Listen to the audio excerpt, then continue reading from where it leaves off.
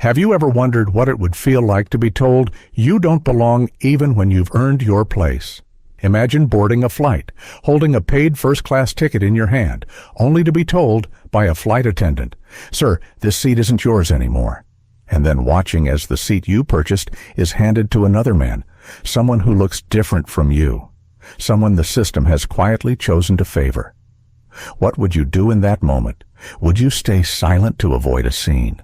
Or would you risk everything, your comfort, your reputation, even a $260 million deal to stand for your dignity? This isn't just the story of a CEO removed from his seat.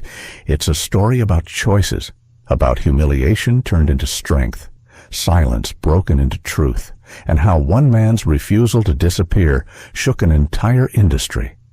If it were you in that seat, would you have had the courage to press reverse on the deal?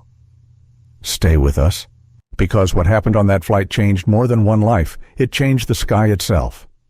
If this story touches you, please like, share, and subscribe so more voices can be heard. Sir, your boarding pass must be a mistake. This seat isn't yours anymore. The words landed heavier than the rumble of the engines warming up beneath the jet bridge. Jonathan Cole froze. His boarding pass glowed on the screen of his phone. Seat 2A first class, confirmed weeks in advance. He had the printed stub tucked neatly inside his leather folio. His name was displayed clearly above the polished headrest. Yet here stood the flight attendant, her tone polite but firm, a thin smile fixed like a mask. The cabin grew unnaturally quiet. A businessman across the aisle lowered his newspaper. A young woman near the bulkhead turned her phone slightly, screen light catching her eyes as she began to record. Everyone sensed it. This wasn't the usual shuffle of boarding. This was something else. Jonathan adjusted his tie, the calm exterior of a seasoned executive. But inside, a storm pressed at the walls of his chest. 46 years of climbing from the south side of Chicago to the top floors of Manhattan skyscrapers. And still, moments like this cut like glass. He remembered his mother's voice, gentle yet unyielding. "Never let them erase you. Son, never." The attendant, Emily Carter, shifted uncomfortably, but repeated the directive. "We need you to move to another seat, sir. This is a special circumstance." Jonathan's gaze drifted past her shoulder. Standing just behind her, tall and smug in a tailored suit, was William Prescott. The Prescott name carried weight, old money, oil, and entitlement. His eyes gleamed with the kind of confidence born not of merit, but of assumption. Assumption that this space, this comfort, this respect belonged to him. Always him. Jonathan recognized that look instantly. He had seen it in boardrooms when his ideas were credited to someone else. He had seen it in country clubs when he was asked for proof he belonged. And now, here on a plane he was about to pour $260 million into saving, he was seeing it again. Behind Emily, another presence stirred. Robert Kane, the head purser, stood at the galley entrance, arms crossed, jaw set. His nod to Emily was subtle, but clear enough. He was backing Prescott, not Jonathan. Two security officers appeared from the aisle, their hands grazing the holsters on their belts. They didn't draw, didn't speak, but their presence alone shifted the air in the cabin from awkward to hostile. Jonathan inhaled slowly, controlled. "I have a confirmed boarding pass for 2A, he said. His voice was calm, resonant, filling the silence like a bell. "I booked this seat weeks ago. The ticket is in my name, and it's right there on the screen." Emily's eyes flicked down as if willing the boarding pass to vanish, to mean less than it did. She swallowed hard. "Sir, we're asking for your cooperation. This is a special situation. Special situation." Jonathan let the words roll over in his mind. He knew exactly what that meant. Not special because of the airline, not special because of logistics, special because of who he was and who he wasn't. Across the aisle. Prescott's smirk widened. "I don't fly coach," he said aloud, his voice sharp enough for the whole cabin to hear. A ripple of discomfort ran through the rows. A mother pulled her child closer. A man coughed into his sleeve. The silence wasn't neutral. It was complicit. Jonathan turned his head slowly, locking eyes with Prescott. There was no anger in his stare, no raised voice, just the stillness of a man who had walked through storms and chosen not to drown. "I am exactly where I paid to be," Jonathan said. Each word was steady, deliberate. Prescott scoffed, shifting his weight as if the matter were already settled. Robert Kane moved closer, voice firmer now. "Sir, we'll need you to step aside. Please gather your belongings." The leather folio in Jonathan's lap pressed into his palm. Inside were not just his travel documents, but the ink still drying on contracts that bound Skyline Airlines to a $260 million lifeline. He had wired the first $25 million installment that very morning. Without his firm's capital, the airline would collapse under the weight of debt and dwindling trust. The irony was suffocating. Here he sat, their savior on paper, and yet in flesh and blood he was disposable. Jonathan's pulse quickened, but his face remained composed. Years of boardroom battles had taught him to master that mask.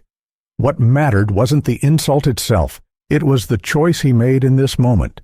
Yield, and he would confirm their perception that his presence was negotiable, resist, and the storm could consume him. He thought again of his mother.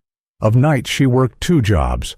Of mornings she pressed a wrinkled dollar into his hand for bus fare. Never let them erase you.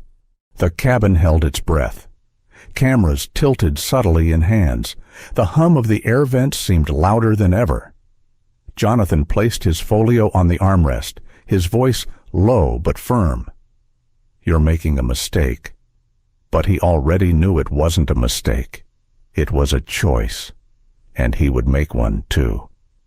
The engines outside roared, but Jonathan's mind traveled far from the glossy cabin of Skyline Airlines.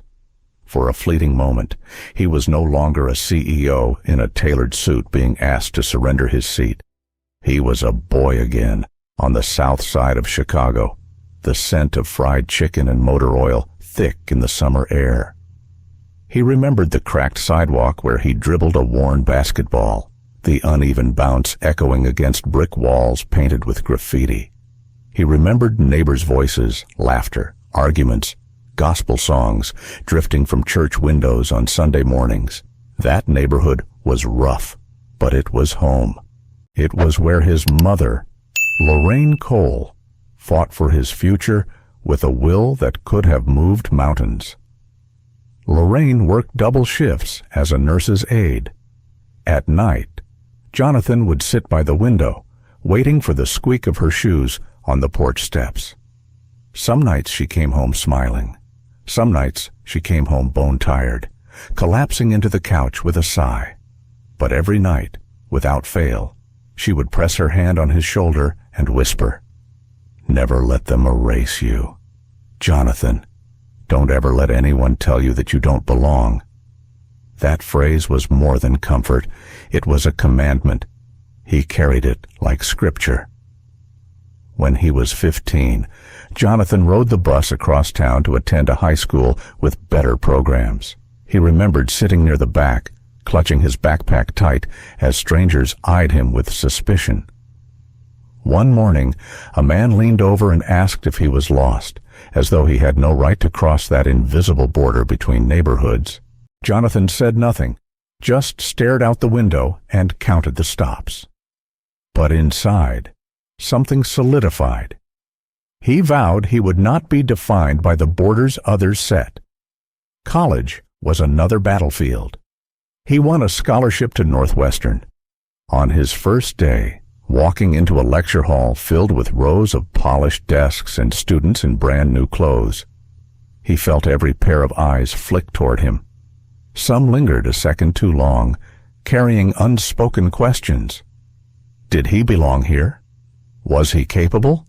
Jonathan answered those questions with grades, with internships, with a relentless grind that left little room for doubt.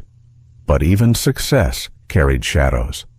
When he landed his first Wall Street job, his colleagues celebrated by inviting him to their country club. He showed up in a pressed suit, only to be stopped at the door and asked for delivery credentials. His name was not on their guest list. He stood there, cheeks burning, until one colleague rushed to vouch for him. He smiled through it, but the sting stayed. Now, decades later, sitting in first class with his ticket confirmed and his money already tied to the future of Skyline Airlines, Jonathan realized the sting had never truly left. It lingered in moments like this. He thought of the people depending on him, not just shareholders, but the young analysts at his firm, many of them first-generation graduates who saw him as proof that they, too, could climb. He thought of his wife, Angela, who teased him about never sleeping enough, and their teenage daughter, Chloe, who asked last week if people would ever see her as more than just her skin. His answer had been yes, but he wondered now if it was truth or hope. Jonathan shifted slightly in his seat. The leather squeaked beneath him. He glanced at the boarding pass again, as though confirming his right to exist in this space. Emily Carter's face flickered in his memory, the way her eyes betrayed hesitation. He recognized that look, too, the look of someone caught between conscience and command. She hadn't wanted to push him, not really. But Robert Kane's shadow loomed behind her, and Prescott's arrogance filled the aisle. Jonathan knew the system they worked within was designed to favor men like Prescott, to silence men like him. And yet, silence had never carried him this far. His phone buzzed in his jacket pocket. A reminder flashed, transfer confirmed, $25,000 in dollars. He stared at it for a moment. That was the first installment of the $260 million package his firm had crafted to keep Skyline Airlines from collapsing under debt. Without that capital, the company would likely fold within months. Thousands of jobs, entire routes, gone. The irony thickened in his throat. He was their lifeline, and still, here he was, being treated like excess baggage. He closed his eyes, pressing a thumb against the cool glass of the screen. A battle brewed inside. Walk away quietly, and the humiliation would pass, unseen by most. But stay, resist, and the humiliation would become spectacle. Cameras were already rolling. He could feel the lenses trained on him like heat. His heart pounded, each beat whispering his mother's command. Never let them erase you. He thought of Chloe again. What lesson would she take from this moment if she saw her father shrink? Would she learn to shrink too, or would she learn instead that dignity was worth the fight? No matter the cost, Jonathan opened his eyes. He wasn't just a man in a seat anymore. He was a symbol, whether he wanted to be or not. The cabin around him blurred into silence once more. Prescott shifted impatiently, checking his watch as though the world waited for him alone. Kane's posture stiffened, ready to enforce. Emily glanced back and forth, torn between orders and truth. Jonathan adjusted his cuffs, straightened his back, and inhaled deeply. The choice was coming. And when it did, he knew it wouldn't just decide his seat. It would decide everything.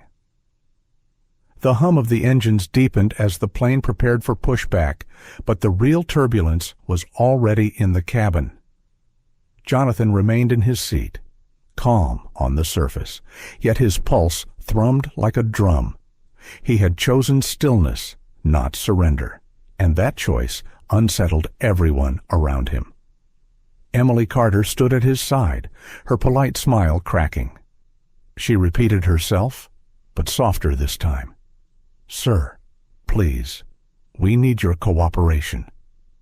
Her voice trembled just enough for Jonathan to notice.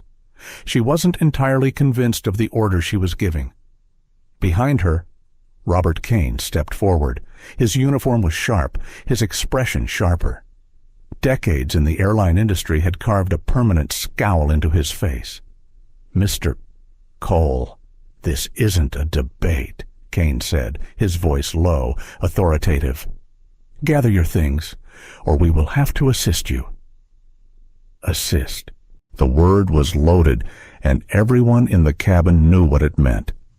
The two security officers shifted in the aisle, their hands brushing their belts. The quiet murmurs of passengers faded into silence, broken only by the ding of an overhead bin closing somewhere in coach. Jonathan felt the eyes of the entire cabin pressing down on him, some sympathetic, some curious, some indifferent.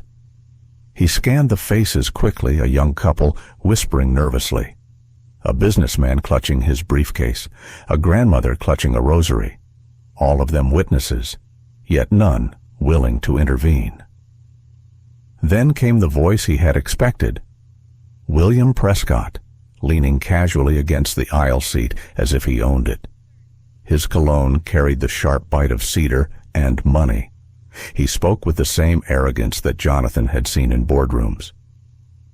"I don't fly coach," Prescott announced again, his tone loud enough to ripple through the cabin.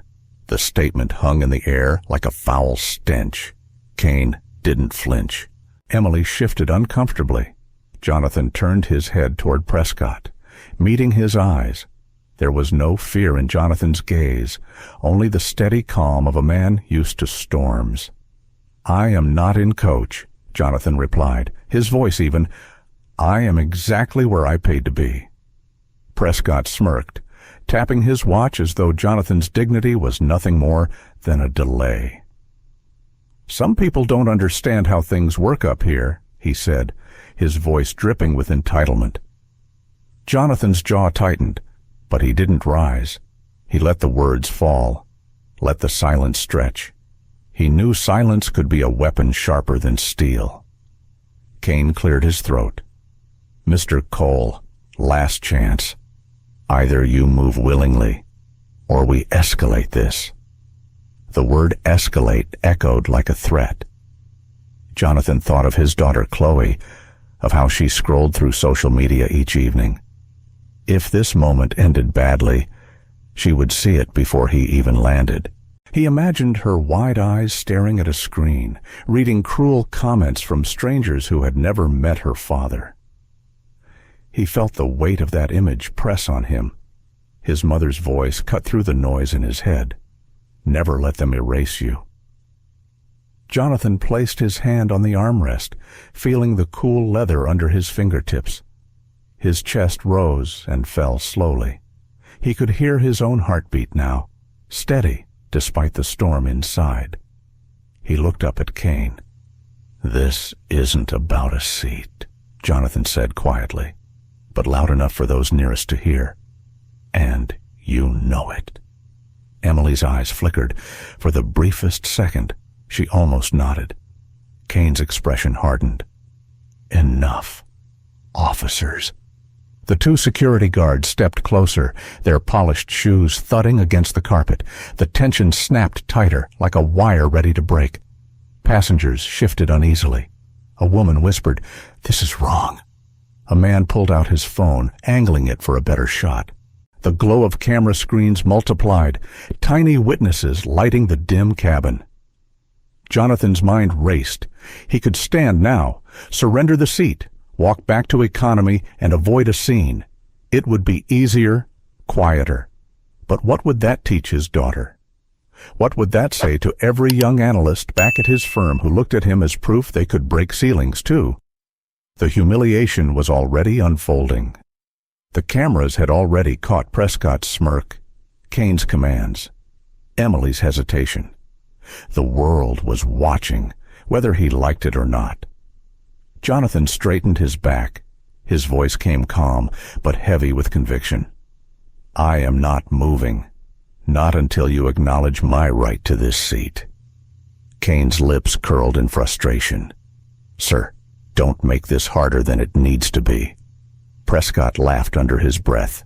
The sound cruel. He's making a scene. Typical. Jonathan turned his head again, locking eyes with Prescott. The calm in his gaze was unshakable.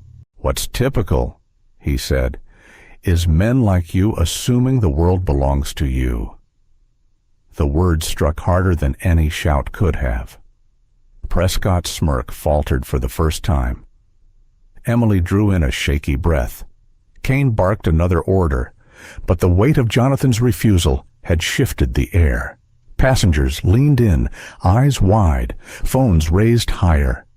Jonathan's phone buzzed again in his pocket. The reminder of the $25 million transfer vibrated against his ribs. He felt it like a choice, like a lever waiting to be pulled. Inside, a new thought began to form. Maybe dignity wasn't just about staying in the seat. Maybe it was about showing them what happened when they tried to strip it away. The hum of the engines deepened as the plane inched closer to departure. The cabin was tense, every breath sharp, every movement loaded with meaning. Jonathan remained still, but his mind had already taken the next step. The choice was no longer whether he would fight. The choice was how, and he knew exactly where to begin. Jonathan's hand hovered over his phone, still buzzing faintly in his pocket. The reminder of the transfer, the first $25 million installment of Skyline's $260 million rescue package, was not just a number. It was leverage. It was power. He glanced around the cabin once more. Every camera phone pointed at him turned the quiet humiliation into a public trial. Prescott still stood tall in the aisle, radiating arrogance, while Robert Kane's jaw remained locked in stubborn authority. Emily Carter's breathing had quickened. Jonathan could almost hear it over the hum of the engines. "Sir."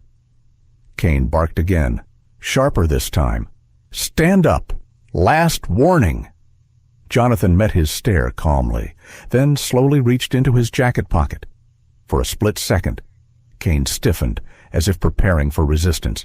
But Jonathan only pulled out his phone, its screen lighting up in the dim cabin. The glow caught Prescott's attention. His smirk wavered slightly as Jonathan's thumb tapped across the screen with precision. A few swipes, a password, a banking app opening. Jonathan's voice came low, but clear enough to carry across the rows. "You've made your choice. Now I'll make mine." With a steady press of his finger, he canceled the wire transfer. A confirmation appeared in bold green letters. Transaction reversed. The cabin erupted in murmurs. A man in row 3 leaned toward his wife, whispering, "Did he just?" A college student in the back muttered, "No way." Emily's eyes widened, realization dawning that something much larger than a seat was unraveling here. Jonathan slid the phone back into his jacket pocket, the smallest of smiles tugging at his lips. "There," he said. "Now Skyline Airlines is short $25 million. Consider that my cooperation." The words sliced through the silence like steel. Prescott blinked, caught off guard. The arrogance that had dripped from his voice moments earlier faltered. He opened his mouth, but nothing came out.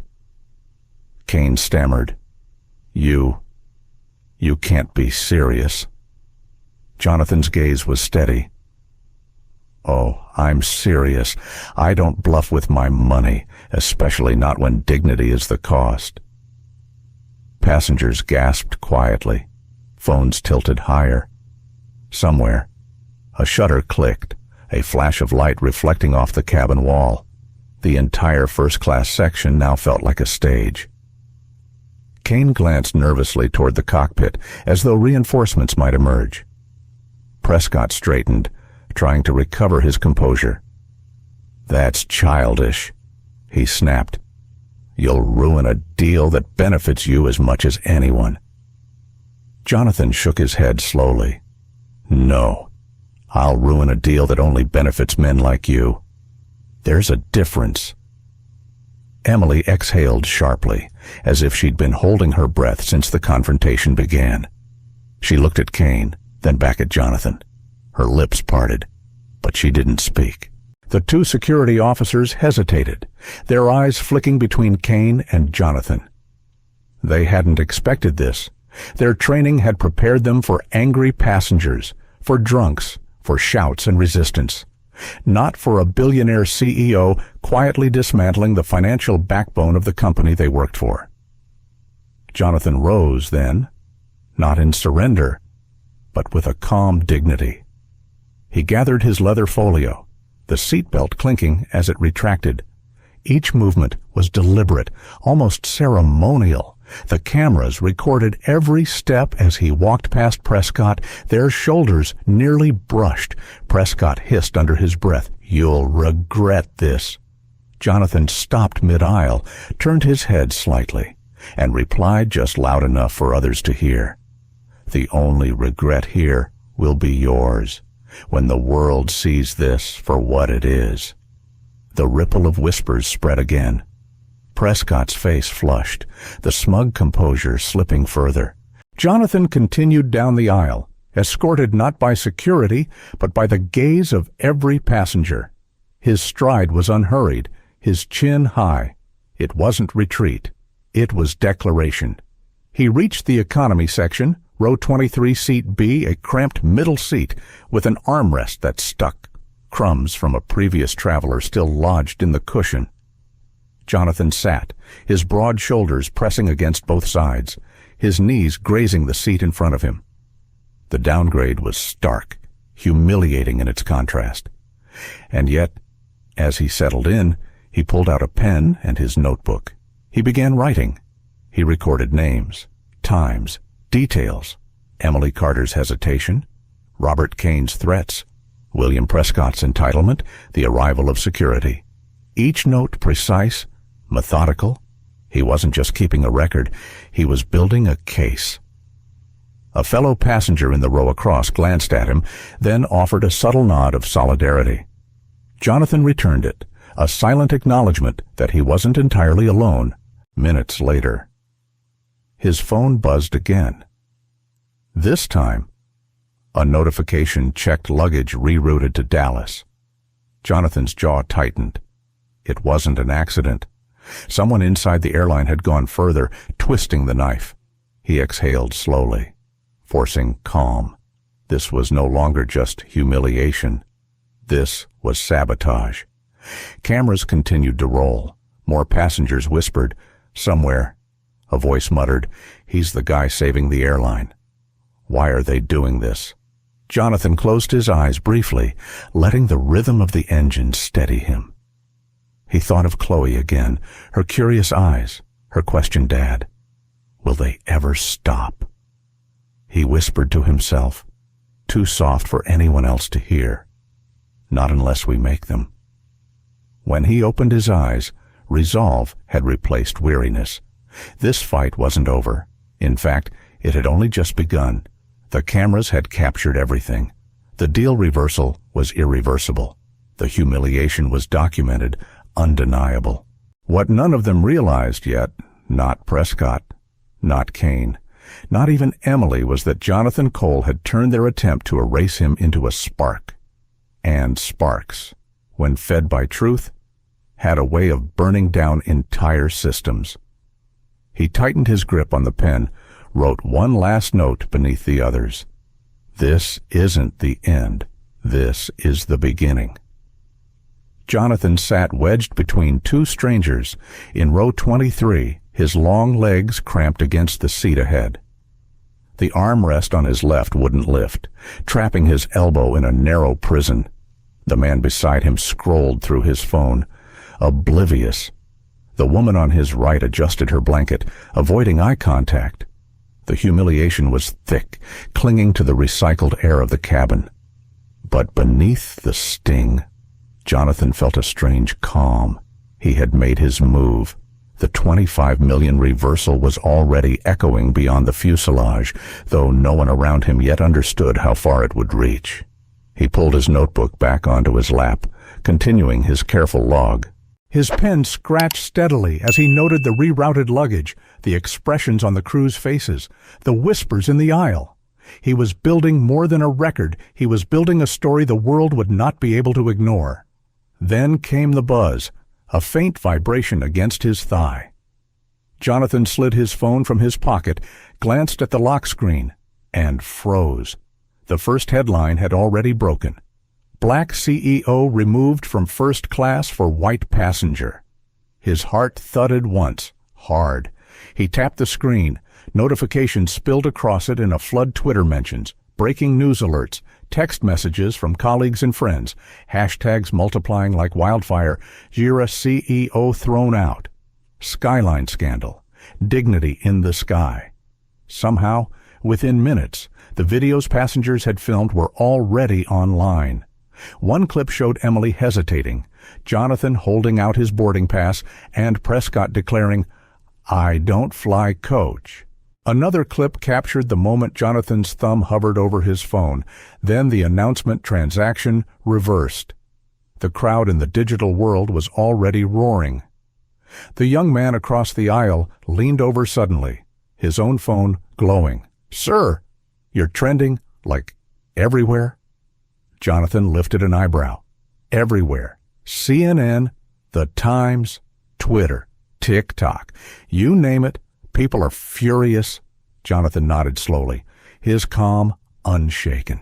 He knew social media could cut both ways, fueling outrage. Yes, but also drawing vitriol.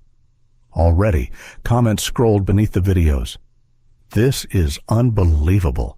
How can this still happen in 2025? Prescott exposed. Cancel his contracts." Mixed among them were darker notes, the kind Jonathan had expected. He should have just moved.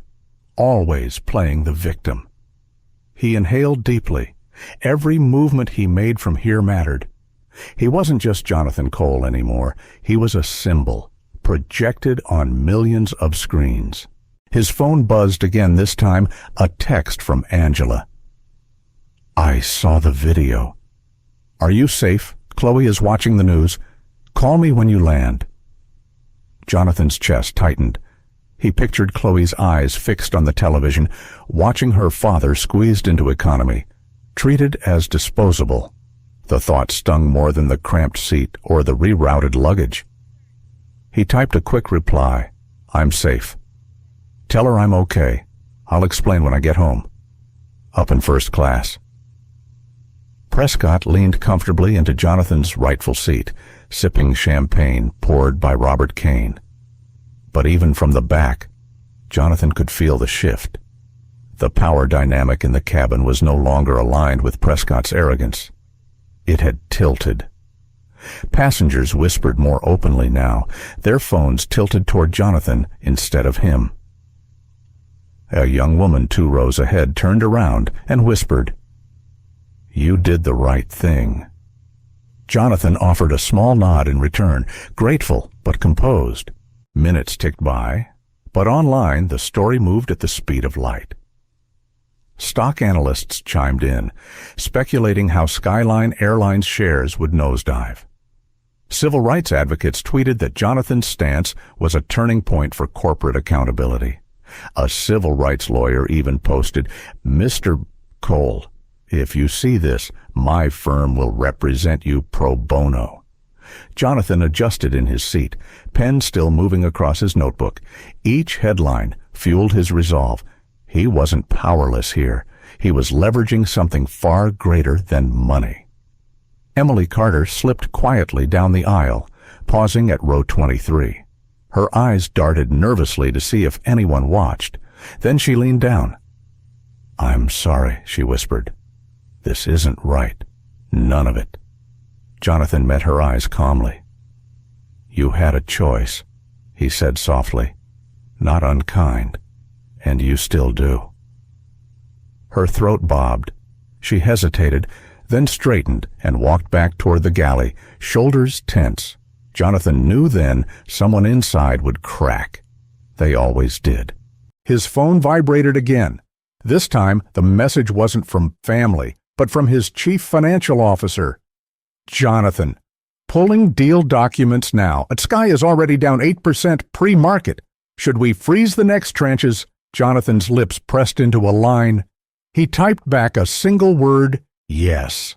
The fallout had begun, and there was no turning it off. As the plane droned westward, the economy cabin felt strangely alive, charged with energy. Jonathan closed his notebook, leaned back against the headrest, and allowed himself a single long breath. He had been humiliated, yes, stripped of dignity in front of strangers, but in that humiliation, something larger was unfolding. It wasn't about a seat anymore, but it was about power, about the invisible line between who belonged and who didn't, and for once, the world wasn't looking away. Jonathan opened his notebook again, wrote one more line beneath his notes. The sky is watching. Don't waste it. The cabin lights dimmed as the flight reached cruising altitude, but the air was anything but restful. The hum of the engines felt like a steady drumbeat beneath layers of whispered conversations. Jonathan remained upright in his narrow seat, pen still scratching across the lined paper of his notebook. Every stroke was deliberate, a record, an anchor. Passengers stole glances at him, their phones glowing faintly as more videos uploaded to the internet. He could hear the muffled ping of notifications rippling through the rows. The story was no longer confined to this aircraft. It was everywhere. Emily Carter appeared again, her expression pale in the soft light. She paused by his row, pretending to check the overhead bin. Then, with a motion so subtle it could have been mistaken for adjusting her sleeve, she slipped a folded sheet of paper onto his tray table. Jonathan froze. Their eyes met for an instant. Her gaze pleaded. Read this. Then she turned on her heel and continued briskly down the aisle, face composed, as if nothing had happened. Jonathan waited until the aisle was clear before unfolding the note. The words were short, typed, likely printed from a crew computer. His heart tightened as he read Mr. Prescott requested this arrangement in advance. Mr. Kane approved. Your seat was targeted. I'm sorry, E.C. Jonathan's jaw set. It hadn't been a mistake. It hadn't even been a spur-of-the-moment abuse of power. It was deliberate, orchestrated humiliation. He tucked the note carefully inside his folio, his pen scratching furiously in the margins. Prescott request, Kane approval, whistleblower Carter. For the first time that night, Jonathan allowed himself the faintest smile. Truth always had a way of surfacing, and Emily Carter had just given him a key. A voice interrupted his thoughts. Excuse me, came a low, steady tone. Jonathan turned. A man across the aisle leaned forward. He was broad-shouldered, his hair streaked with gray, his posture disciplined. He wore a faded army jacket with the patches still intact. My name's Michael Harris, the man said. I served 20 years. Iraq, Afghanistan. I've seen men stand tall in worse storms than this, but not many. His eyes narrowed at Prescott, still lounging in 2A, champagne flute in hand. This isn't right, and I won't sit quiet. Jonathan studied him for a moment, searching for sincerity. What he saw was conviction carved deep, the kind earned on battlefields. Michael rose slowly to his feet. The motion drew immediate attention. Passengers hushed again, watching. Folks, Michael said, his voice steady but loud enough to carry. What you're seeing here isn't a simple seating issue. This man, he gestured toward Jonathan, paid for his seat, and it was stolen. Not by mistake, but because someone decided he didn't belong there. Whispers swept through the cabin. Phones tilted upward, recording anew. Robert Kane strode quickly down the aisle, his tone sharp. "Sir, sit down. This isn't your concern." Michael's eyes locked on Kane. It's every citizen's concern when injustice plays out in plain sight. A murmur of agreement rippled through the rows. Someone clapped once, tentatively, then another. The sound grew into a scattered rhythm of support. Prescott shifted uncomfortably in his ill-gotten seat. His smugness faltered under the weight of collective attention. He raised his voice. "This is absurd. He should have just moved. Why are you making this into a spectacle?" Jonathan remained seated, calm, letting Michael's presence speak for him. His voice, when it came, was quiet but resonant. Because silence is the soil where injustice grows.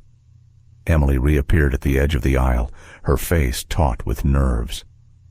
Jonathan caught her eye, offered the slightest nod of acknowledgement. She looked away quickly, but her trembling hands betrayed her. Kane's face reddened. "Enough of this. Mr. Harris, sit down, or we'll be forced to involve federal authorities when we land." Michael didn't flinch. "Then you do that. But until then, I'll stand here so this man doesn't have to carry this fight alone." Passengers clapped again, louder this time. The energy shifted palpably. What had been humiliation was now becoming solidarity. Jonathan sat back, watching it unfold. He hadn't asked for a defender, but Michael's stand gave him something invaluable: witnesses who were no longer passive. The plane cruised on through the night sky, but inside, the power dynamics had cracked wide open. Prescott no longer looked untouchable. Kane no longer commanded silent obedience. Emily no longer appeared just a uniform following orders. Jonathan leaned forward, his pen returning to the page. Beneath the list of names and details, he wrote, "Not alone. Witnesses breaking silence. Truth seeping out." As he wrote, he imagined the world beyond the fuselage. Millions scrolling, retweeting, debating. Some mocking, some outraged, but all paying attention. The silence that once suffocated men like him was no longer absolute. Michael Harris remained standing, arms crossed, a sentinel in the aisle. Jonathan glanced at him once more, then whispered under his breath, "Thank you." Michael nodded once. Firm. "You just keep sitting tall. I've got the rest." Jonathan closed his notebook with finality. For the first time since being forced into this narrow seat, he felt something more than humiliation. He felt momentum. The storm had shifted. The captain's voice cracked through the intercom, crisp but uneasy. "Ladies and gentlemen, due to unforeseen circumstances, we'll be diverting to Denver International. Please remain seated with your seatbelts fastened." Gasps spread like sparks through the cabin. A diversion wasn't normal. Something inside the cockpit had shifted. Jonathan knew the answer even before the words finished echoing. The pressure boiling in the cabin had spilled forward, and the airline was scrambling to contain it. Robert Kane's face was taut with frustration as he marched up and down the aisle, trying to reassert control. His voice was sharp, barking orders about seatbelts and electronics, but it no longer carried the weight it had earlier. Too many passengers had seen through the charade. Too many cameras had recorded the injustice. In row 23, Jonathan sat motionless, his pen still in hand. He let the announcement settle before pulling out his phone. His thumb moved deliberately, opening his secure business line. He scrolled to a contact labeled simply "Boardroom Line, Skyline Holdings." Michael Harris leaned closer. "You about to make some noise?" Jonathan gave the faintest smile. "Not noise. History." The line clicked. A dial tone pulsed. Then a voice answered, crisp and startled. "Mr. Cole, we're in session right now." Jonathan's voice was calm, but it carried like steel through the narrow row. "Put me on speaker immediately." The cabin quieted as he raised the phone slightly, the way one does when including others in a conversation. The nearest passengers leaned forward, straining to hear. Phones lifted higher, recording. On the other end, a chorus of voices rose the board of Skyline Airlines, mid-meeting, suddenly interrupted by the man they thought was delivering their lifeline. "This is Jonathan Cole," he began. "I want every director listening carefully. I am currently seated in economy class on Flight 782 en route to San Francisco. I was forcibly removed from my confirmed first-class seat. Not for any mistake, not for any safety concern, but to accommodate William Prescott."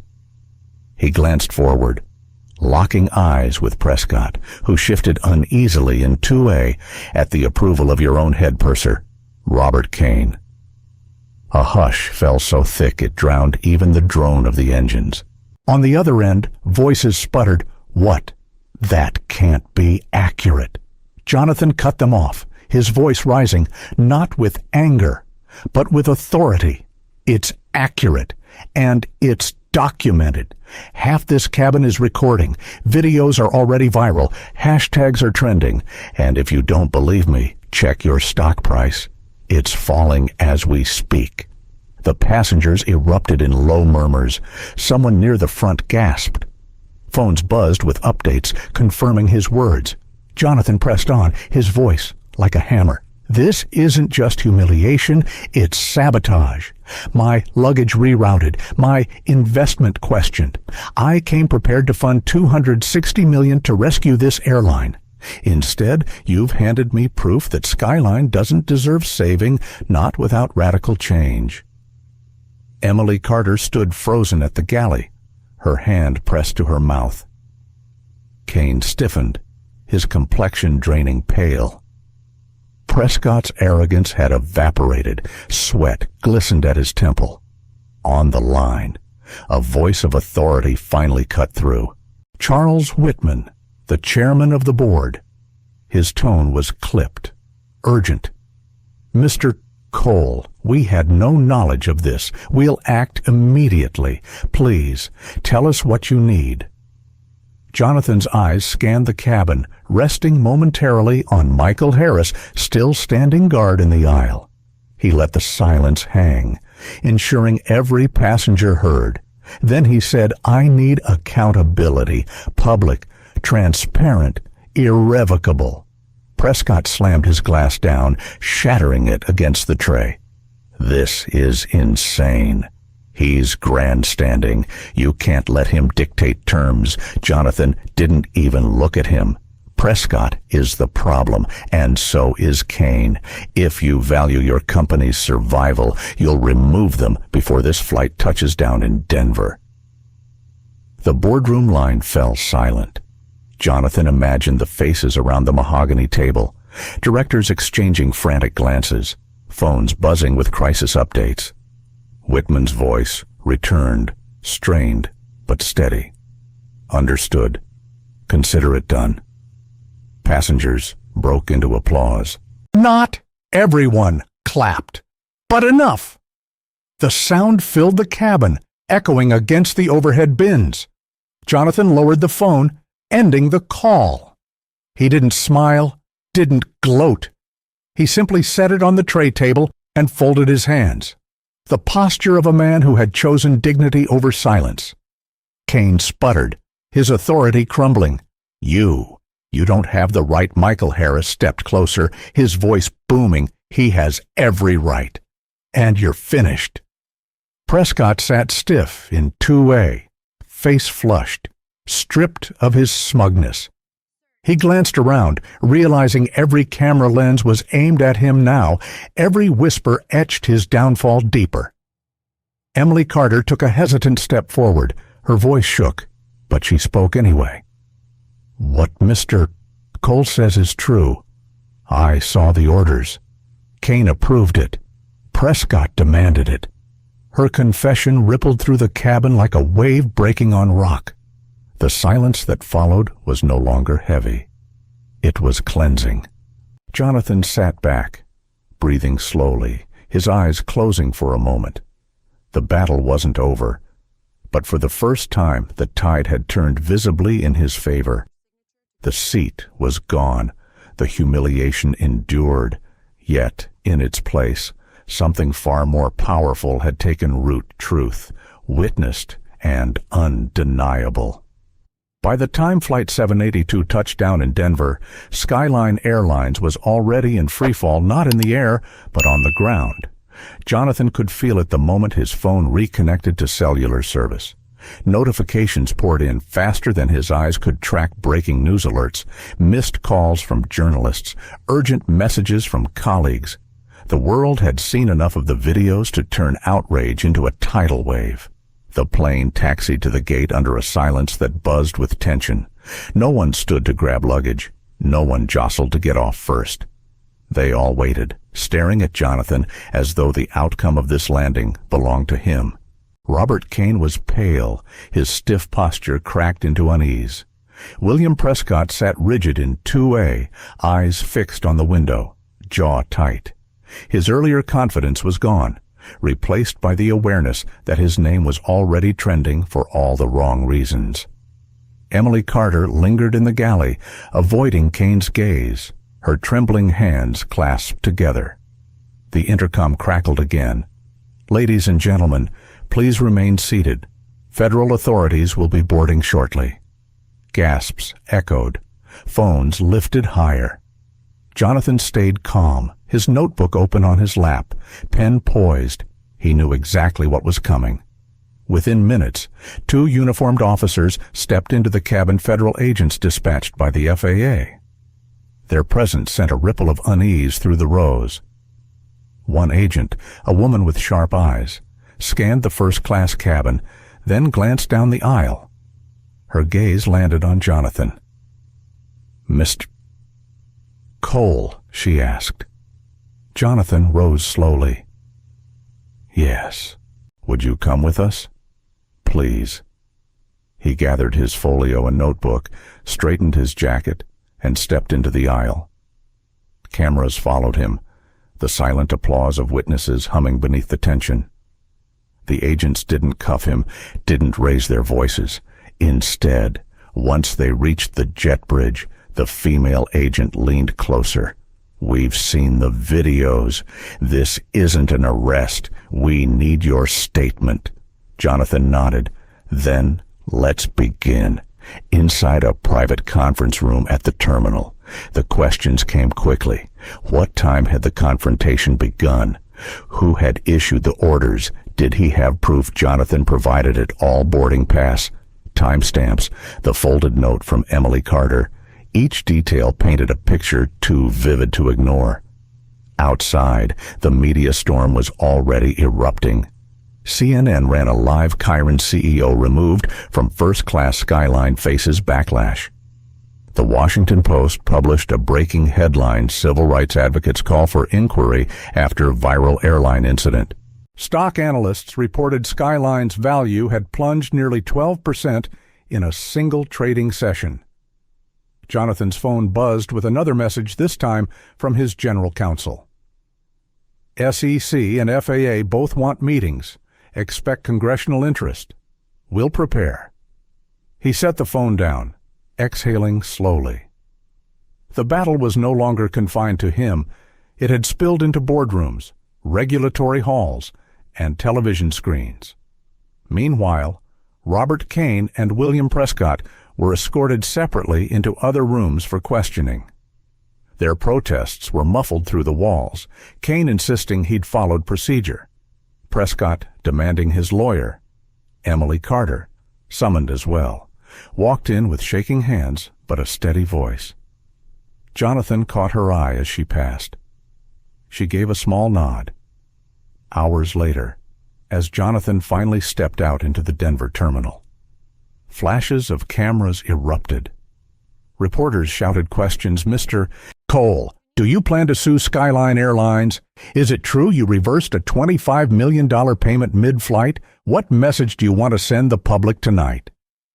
Jonathan raised a hand, quieting the noise. His voice carried not through volume, but through gravity. This was never about a seat. It's about dignity. It's about accountability. Skyline Airlines and companies like it must understand that power without responsibility destroys trust. Tonight, I made a choice not to be erased. I hope others will make the same choice in their own lives. The flashes intensified. The reporters pressed forward, but Jonathan moved past them calmly, flanked by federal agents who now seemed less like escorts and more like allies. Later that night, in his Denver hotel room, Jonathan sat by the window overlooking the city lights. He dialed Angela. Her voice was tight with worry. "Are you safe?" "I'm safe," he said. He paused, then added softly, "Chloe, she's watching the news. She cried when she saw you in that cramped seat, but when she saw you stand tall, she said, 'That's my dad.'" Jonathan closed his eyes, the weight of the day pressing in, relief mingled with exhaustion. He whispered, "That's enough for me." As he ended the call, another notification buzzed across his phone, a breaking headline from the New York Times federal investigation into Skyline Airlines launched after viral removal of investor CEO. Jonathan set the phone aside, leaned back in his chair, and stared out at the dark horizon. The storm had widened. What had begun as humiliation was now a catalyst for systemic change. The world was awake, and there would be no going back to sleep. The days after Denver moved with the speed of lightning and the weight of history. Jonathan woke each morning to headlines that stretched across every front page, each one carrying his name. Skyline Airlines, CO investor, sparks reckoning. Prescott and Kane suspended, pending federal probe. Dignity in the sky becomes national movement. For years, Jonathan had fought battles in quiet boardrooms, armed with spreadsheets and strategy, but now the fight had spilled into the open, messy and raw, and it was working. Within 72 hours, Skyline's board announced emergency measures. Charles Whitman himself appeared before the cameras, his voice tight but resolute, effective immediately.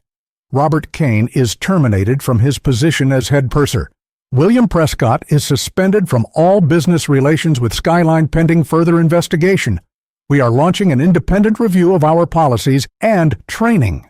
The press conference was clipped across networks, streamed to millions. For the public, it was a first taste of accountability. For Jonathan, it was only the beginning. He sat in his Chicago office as the announcement played. Angela seated beside him, her hand resting lightly on his knee. Chloe sat cross-legged on the couch, her eyes wide as she watched Prescott's image flicker across the screen. "Is he going to jail, Dad?" she asked. Jonathan's heart tightened. That's for the courts to decide, but what matters is that he can't hurt anyone else this way again. Chloe nodded solemnly. "Good, because people should know they can't treat us like we don't belong." Her words were a knife and a balm at once. Jonathan kissed the top of her head, whispering, "Exactly right." But even as reforms were promised, Jonathan knew better than to trust empty words. Corporate apologies faded, press conferences evaporated. What mattered was what came next. So, he pressed harder. His legal team filed formal complaints with the FAA, the SEC, and the Department of Transportation, demanding oversight not just of his case, but of Skyline's entire operating culture. Civil rights groups rallied behind him, amplifying his call for systemic change. The wave grew larger. Airlines across the industry watched nervously as hashtags expanded beyond Skyline. Dignity in the sky became dignity everywhere. Stories surfaced other passengers, other CEOs, flight attendants who had seen bias play out but never had the power to speak. Jonathan's humiliation had cracked something wide open. In Washington, murmurs of a hearing began. Congressional leaders requested Jonathan's presence to testify. His phone buzzed constantly with invitations, talk shows, interviews, op-eds. But he declined most. He wasn't interested in celebrity. He was interested in leverage. That leverage came, ironically, from the same $260 million deal he had once prepared to save Skyline. With a single decision mid-flight, he had reversed it. Now, the company's survival depended on his willingness to return. Charles Whitman called him late one evening, voice lined with exhaustion. "Jonathan, the board has authorized sweeping changes, independent oversight, transparent diversity benchmarks. A new chief equity officer who reports directly to me. We're tying executive compensation to compliance, but we need you back at the table. If you walk away, this company won't recover." Jonathan stared out his office window, the Chicago skyline glittering against the night.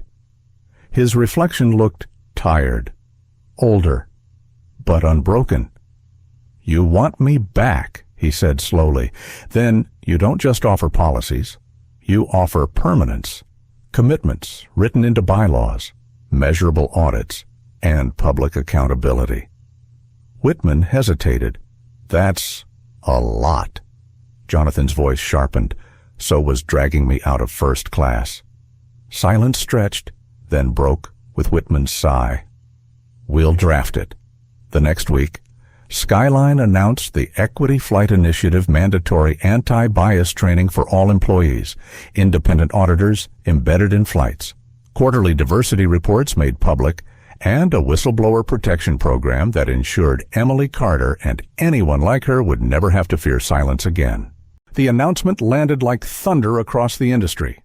Stocks dipped, then stabilized as public trust began to flicker back. Civil rights groups hailed it as historic. Journalists labeled Jonathan the catalyst for reform. Through it all, Jonathan stayed steady. He attended meetings, reviewed drafts, pressed for stronger language. Not once did he raise his voice in anger. He didn't need to. His presence alone was enough a reminder of the man who had been humiliated at 35,000 feet and turned it into an unshakable demand for dignity. The night before the official signing, Jonathan sat alone in his study, his notebook open. He flipped back through the pages, names, times, details scribbled in Economy Row 23. The note Emily had slipped him. Michael Harris standing tall in the aisle. Angela's steady support. Chloe's quiet conviction. He realized then it wasn't just a record of injustice. It was a blueprint of resilience. A reminder that dignity could not be stripped by a seat assignment. It could only be surrendered, and he had refused. The next morning, in a packed press conference, Jonathan stood beside Skyline's board as Whitman announced the reforms. Cameras flashed, questions flew, but Jonathan said only one thing. This isn't about one man, one flight, or one company. It's about a promise that dignity belongs to all of us, and it won't be bargained away again. Applause erupted, somewhere in the back. Jonathan caught Emily Carter's eye. She smiled faintly. Relief etched across her face. For Prescott and Kane, the consequences deepened. Prescott's suspension turned into permanent severance. His reputation shredded in headlines. Kane faced federal scrutiny for his role. His career effectively ended. Both men faded into obscurity, while Jonathan's quiet strength reshaped the company they once manipulated. But for Jonathan, the victory was never about their downfall. It was about the world that Chloe and millions like her would inherit, a world where belonging wasn't dictated by arrogance or prejudice, but by humanity. 1 year later, Jonathan Cole sat once again in first class, but this time the air felt different. The plane hummed as it climbed through the clouds, the cabin light soft and warm. The attendant new to the airline smiled genuinely as she placed a glass of sparkling water on his tray, the condensation catching the glow of the overhead lights. It was an ordinary gesture, yet heavy with meaning. Jonathan leaned back, letting the leather seat embrace him. His reflection in the polished window looked calmer now, older still, but lighter. The scars of that night in row 23 hadn't vanished, but they had transformed into something more enduring, a reminder of what dignity could achieve when it refused to yield. Across the aisle, a young black pilot in uniform greeted passengers as they boarded. Jonathan watched as travelers shook his hand, some offering words of thanks. It was a sight once rare in aviation, now part of a growing norm.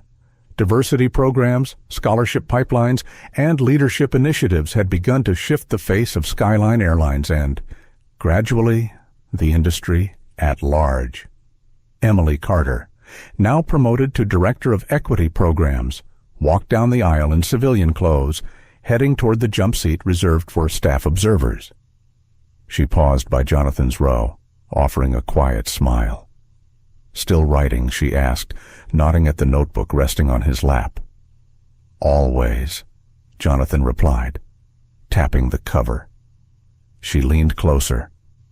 "I wanted you to know because of the whistleblower program. 3 more attendants came forward. Policies are actually changing, not just on paper." Jonathan's eyes softened. "That's the real victory." She smiled, then moved on, her steps steady. As the plane leveled off, Jonathan opened his notebook to a fresh page. He wrote slowly, the pen gliding across the lines 1 year later. "The seat isn't just mine. It belongs to all who believe they deserve to be here." He paused, looking out the window. Below, the Rockies stretched like jagged guardians, their snow-capped peaks piercing the horizon. For a moment, Jonathan thought of the journey, how humiliation had become resolve, how silence had become testimony, how pain had turned into progress. His phone buzzed gently on the tray. A message from Angela Chloe got accepted into the leadership camp. "She says she wants to be like you." Jonathan chuckled softly, pride swelling in his chest. He typed back, "Tell her she already is." The captain's voice broke into the cabin. "Ladies and gentlemen, welcome aboard. Today's flight is a special one. It marks the 1-year anniversary of the Equity Flight Initiative. Thank you for being part of this journey." Applause rippled through the cabin. Some passengers clapped politely, others with genuine fervor. Jonathan simply closed his eyes and let the sound wash over him. A memory surfaced, Michael Harris standing tall in the aisle, refusing to let injustice pass. Jonathan wondered where he was now, perhaps home with his family, perhaps far away. Wherever he was, Jonathan hoped he knew the ripple he had started by choosing not to sit in silence. Jonathan scribbled another note. Heroes are not always the ones in power. Sometimes they are the ones who refuse to look away. The flight attendants moved gracefully through the cabin, no longer tense, no longer divided by unspoken lines of privilege. The air felt lighter, different. Jonathan reflected on the hearings, the reforms, the corporate battles that had followed. There had been nights of doubt, days of exhaustion, but each step had carried the same thread: persistence, and persistence had reshaped an industry. He thought, too, of Chloe. Her words still echoed. "People should know they can't treat us like we don't belong." That had been the heart of it all, not just one man's fight, but the inheritance of every child who deserved a world where dignity was non-negotiable. The plane soared higher, the horizon stretching infinite. Jonathan closed the notebook, placed it gently in the seat pocket, and folded his hands. He wasn't naive. He knew prejudice hadn't vanished. The struggle wasn't over, but progress was visible now in the pilots who wore their uniforms with pride, in the policies that shielded whistleblowers, in the conversations echoing through boardrooms that had once been deaf. For Jonathan Cole, the fight had never been about revenge. It had been about truth. And as he sat in first class once more, the truth was simple: dignity, once defended, had a way of multiplying. He lifted his glass of water, held it briefly in the air as if toasting the invisible passengers of the past, the ones silenced, erased, humiliated. To those who never gave up, he whispered. And then he drank, the taste cool, crisp, filled with hope. The sky stretched endless ahead, and this time, the seat was exactly where it belonged. The story of Jonathan Cole reminds us that dignity is not a privilege, it is a birthright. No matter our status or wealth, life has moments that test our resolve to stand tall when others try to make us small. Jonathan could have chosen silence, trading peace for comfort, but instead he showed that true power lies in persistence and accountability. For older generations, this lesson resonates deeply. Many of us have lived through times when speaking up came with risk, when our voices were dismissed or ignored. Yet history shows that progress has always been written by those who chose courage over convenience. In our own lives, we may never face a $260 million decision at 35,000 feet. But we do face choices every day, whether to stay silent when someone is mistreated or to gently but firmly insist on fairness. These choices ripple outward, shaping not just our lives, but the world our children and grandchildren will inherit. Jonathan's story reminds us we cannot always control what happens to us, but we can control how we respond. And sometimes, one act of courage can open doors for generations to come. Thank you so much for watching and sharing this journey with us. Stories like this matter because they remind us of the dignity and strength we all carry within. If this story moved you, please take a moment to like, share, and subscribe to our channel. Together, we can keep telling the stories that inspire change and give hope.